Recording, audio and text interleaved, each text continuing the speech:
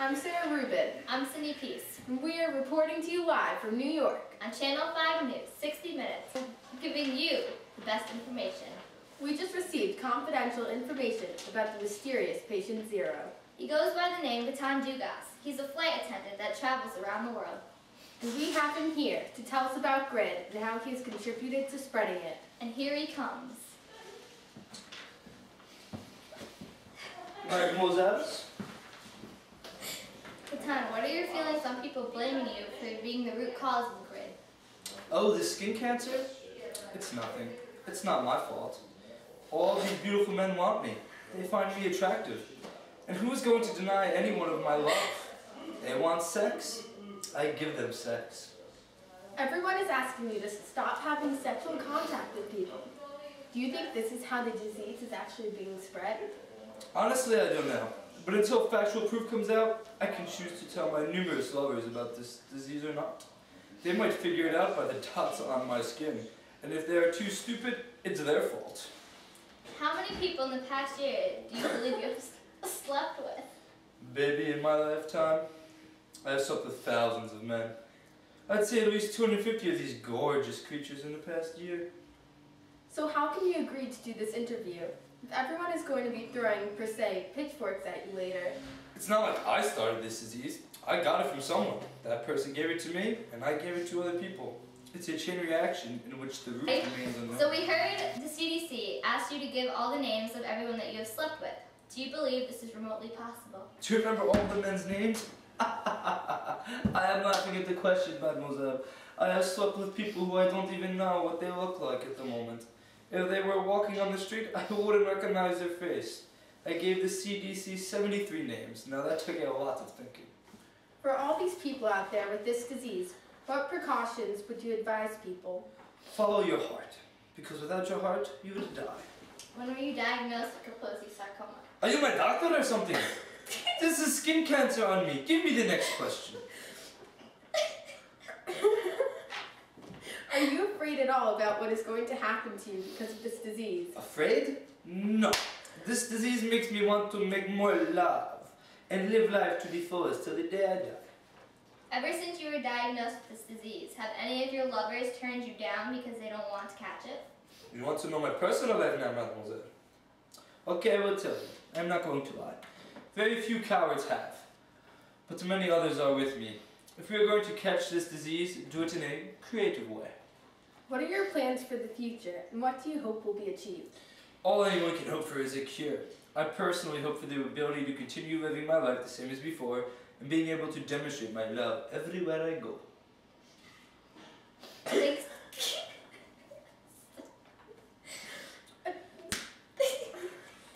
Bless you.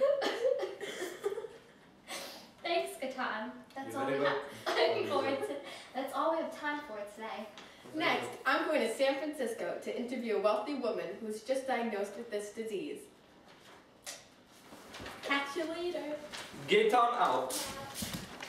As promised, I'm here in the Golden Gate Bridge State, San Francisco. I'm here to interview Jennifer Robbins, a wealthy woman who got a blood transfusion during surgery from an AIDS patient. And here she is. Pleasure to be here to help inform those about this epidemic. Pleasure to have you, Jennifer. So when did you realize you had AIDS? Dr. Harold Jaffe came to my house to ask me to assist in proving AIDS was a retrovirus that was contagious through contact with blood. I had no clue what the doctor was talking about since I only knew I had complications through the surgery. But it turns out I did in fact get AIDS through the transfusion. Yes, we know that, but how did you feel when you found out that the blood banks knew they were giving AIDS to people like you through transfusions? I was ultimately crushed. My whole life I was taught to trust doctors, and they will help me get better. Getting AIDS proved doctors being trustworthy was unrealistic. So is it true that you're madder about doctors intentionally giving you AIDS than actually getting AIDS? At first I was mad about me personally, but that was just being selfish. I at least found out that I had AIDS, and that there was no stopping it. Well, at this very moment, hundreds of people were getting AIDS through transfusions, and no one was stopping it. So what are you planning to do now to help fight this cause? I'm starting by doing this interview, and later doing more to spread the word and hopefully cause a rebellion against blood banks. Until they get blood tested. Testing the blood will cost around $1 million, but life is priceless, so having thousands of lives is worth the money spent. Thank you, Jennifer, for those inspirational words. I have faith in your words of wisdom and predict that many will follow in your fight. Next, Sydney will be interviewing Dr. Bob Gallo himself in Atlanta. See you, Jennifer. It's a pleasure meeting you. You too. Take care. Hey, long time no see. Now for the person we've all been waiting for, Dr. Bob Gallo. I'm in Atlanta at the moment to interview the retrovirus man. You know, Sydney, I'm happy to be here. It all pays off when I see the children smiling again. Oh, isn't that nice?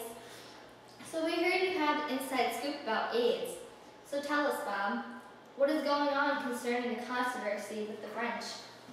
Well, you see, the French are very close personal friends of mine. Comparing results with the successful doctors creates the most accurate answers. There is no controversy. We are all friends here. We'll see about that. Later we are interviewing Dr. Don Francis, but that's besides the point. How does this virus relate to your previous discovery? Oh, Dr. Don Francis. Okay. The virus has a bigger multicellular complexity. The virus has a bar in the middle of it, whereas my previous discovery was exactly the same with the exemption of the bar. Thank you. We all get that now, I think. What disease would you say this retrovirus is most related to? As seen in many tests, hepatitis B was most closely related. When you do a hepatitis B test on this retrovirus, there is about an 80% accuracy. So if there is a high accuracy, why are you not using the test on all blood samples? Oh, great question. Personally, I would love to use it, but it isn't only my opinion that counts. I wish it was. Anyway, it is because the test is too expensive, not 100% accurate. Okay. Sorry to change the subject, but back to the French. Have they found out any more than you have about this disease? As far as I know, my fellow friends in France have not found out more. I have figured out how to keep the virus alive, and that it is in fact a retrovirus. Bravo to you, Bob Gallo. Bravo to you. So how has Dr. Don Francis and the others at the CDC helped you out in this discovery? The CDC has helped me by supporting all of my decisions as the great friends they are. Dr. Don Francis especially helped by creating a stronger bond between the French and I. So thank you, Don, in addition to that phone call last night.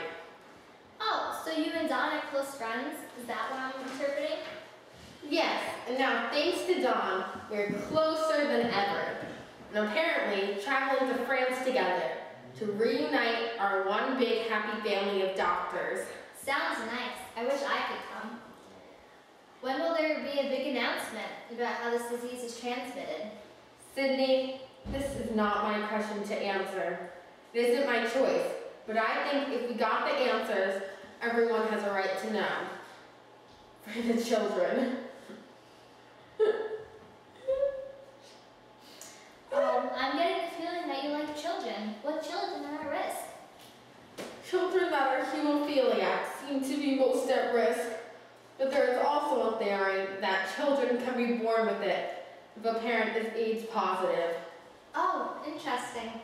How can you prevent this disease from coming into your home? Abstinence and avoiding blood transfusions would be a smart first step. But other than that, the rest is still a hazy mystery. Thanks, Dr. Gallo. You can call me Bob. Okay. Bob, thanks. Next will be Sarah interviewing Dr. Don Francis. Hello, Channel 5 News. Now for the final interview of the day. Rosie Franklin, a woman, IV drug user, who was just diagnosed with AIDS.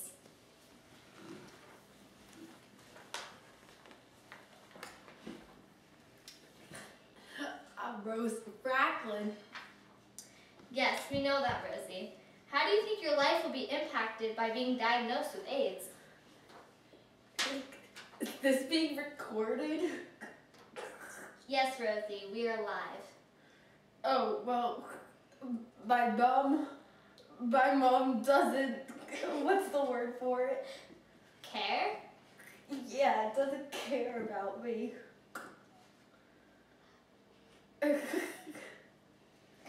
Yes, so what will happen, Rosie? You know, what's your name? Sydney. Oh, yeah. I don't really know. How many questions are there? I don't have all day. I have things to do, places to go, people to meet. One more question.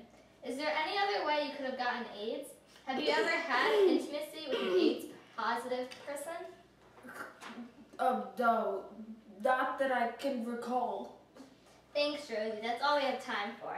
Back to you in the studio. We have traveled to Atlanta, New York, and San Francisco to uncover. the truth about AIDS. Catch us next week As we explore the bathhouses of San Francisco. This has been Sarah and Sydney, on Channel 5 News, 60 Minutes, giving you the best information.